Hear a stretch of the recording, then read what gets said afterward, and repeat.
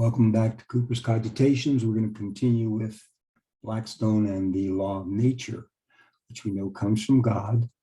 And it is basically, we seek our own true happiness, which is based on our own true love, which is based on be honest, hurt nobody, and give everyone their due, their just due. And everything has a law given to it. And there's a law of motion assigned to everything, and we will continue from at this time. Oh, and if any rule, regulation of man violates the laws of nature and of nature's God, the Bible, they are of no validity or force, even though they may have these regulations and rules may have the force and power of law. It's not a law.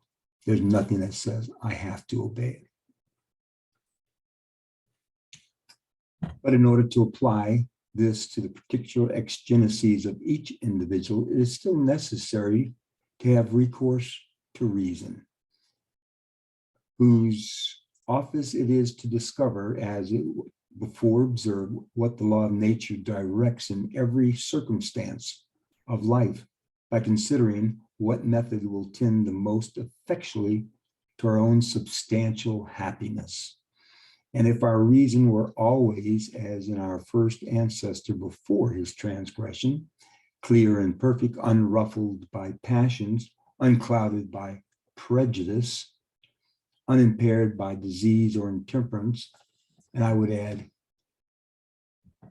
uncontaminated by false traditions that come down to us from our parents, our grandparents, our relatives, our friends, our school, our government, our neighbor, our business, the college, our jobs.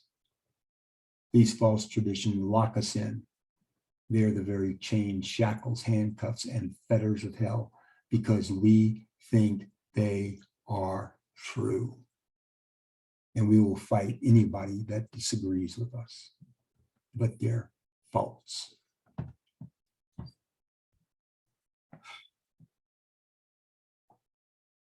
But every man now finds the contrary to his own experience, that his reason is corrupt, his understanding full of ignorance and error. This has given manifold occasion for the benign interposition of divine providence, which, in compassion to the frailty, the imperfection, the blindness of human reason, hath been pleased at sundry times and in divers manners to discover and enforce its laws by immediate and direct revelations called the Bible. The doctrines thus delivered we call the revealed or divine law, and they are found only in the Holy Scriptures. These precepts, when revealed, are found upon comparison to be really a part of the original law of nature, as they tend in all their consequences to man's felicity. But if we are not from thence to conclude that the knowledge of these truths was attainable by reason in its present corrupted state, since we find that until they were revealed, they were hid from the wisdom of the ages, as then the moral precepts of this law are indeed of the same original with those of the law of nature, so their intrinsic obligation is of equal strength and perpetuity. He's saying that the laws of nature and the laws of nature's God are so intertwined that they are one. We agree with that. We agree with that.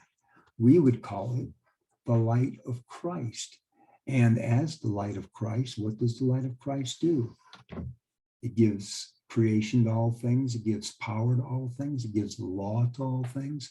It lights our reason. It gives us life. It gives us law. It is the law of nature. Those two are together.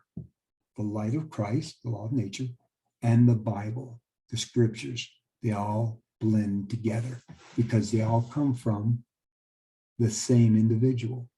Isn't that wonderful? There's no dichotomy here. Yet undoubtedly the revealed law is of infinitely more authority than what we generally call the law of nature. Because one is the law of nature, expressly declared so by God himself. The other is only what, by the assistance of human reason, we imagine to be that law. If we could be as certain of the latter as we are of the former, both would have equal authority, but until then, we can never be put in any competition together. Upon these two foundations, the law of nature and the law of revelation, depend all human laws. That is to say, no human laws should be suffered to contradict these. Again, I reiterate, that is why the Christian founders could rebel against their Christian king and their Christian parliament. They passed rules, they passed regulations, which violated the laws of nature and of nature's God, the Bible. They were totally justified in rebelling. They remonstrated first laws. They sent out petitions. They sent out requests. They appealed to the justice system. Nothing did any good. Nothing did any good. They were forced finally to take up arms to defend their God-given rights. W. Cleland Skousen, in the 5,000 Year League, gives a synopsis of Cicero, Marcus Aurelius Cicero, Roman, as he discusses the laws of nature. He says,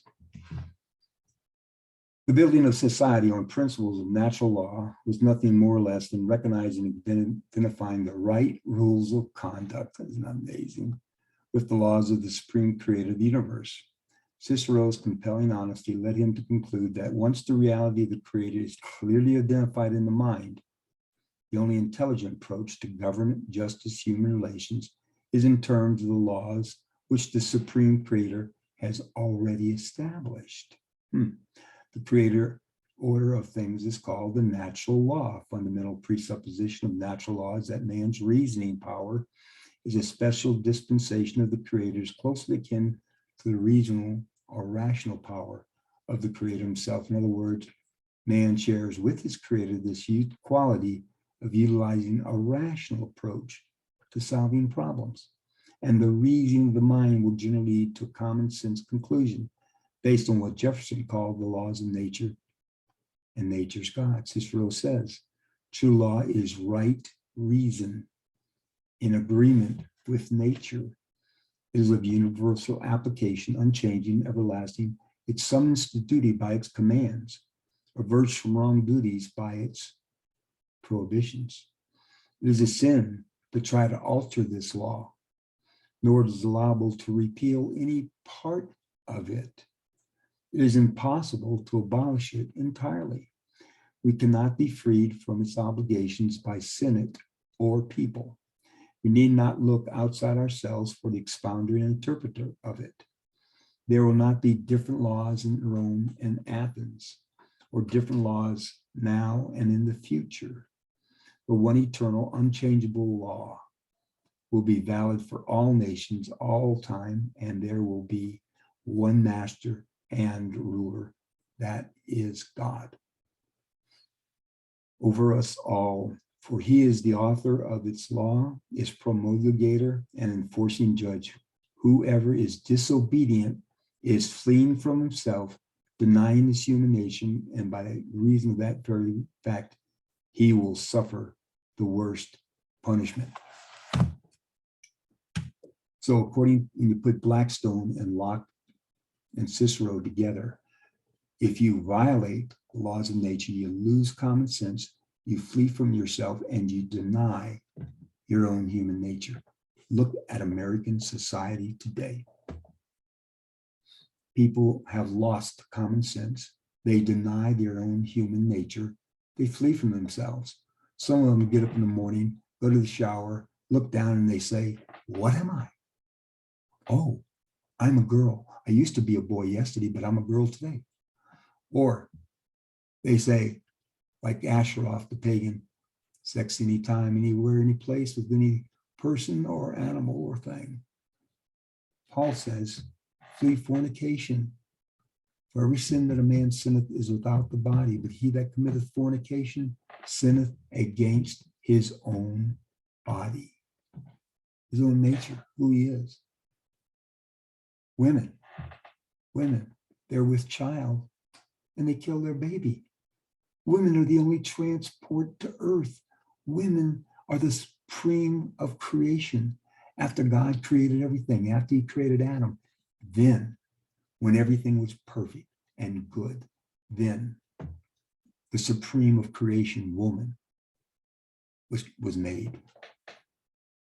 Folks, we have to follow the law of nature and the laws of nature's God. We have to get back to that.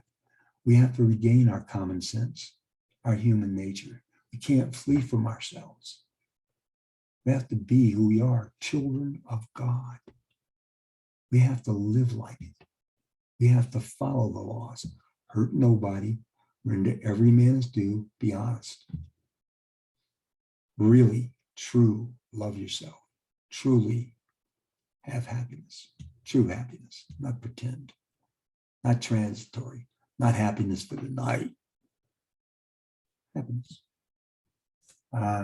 Thank you. Tomorrow, I think what we'll do is a little bit of Locke. Thank you very much.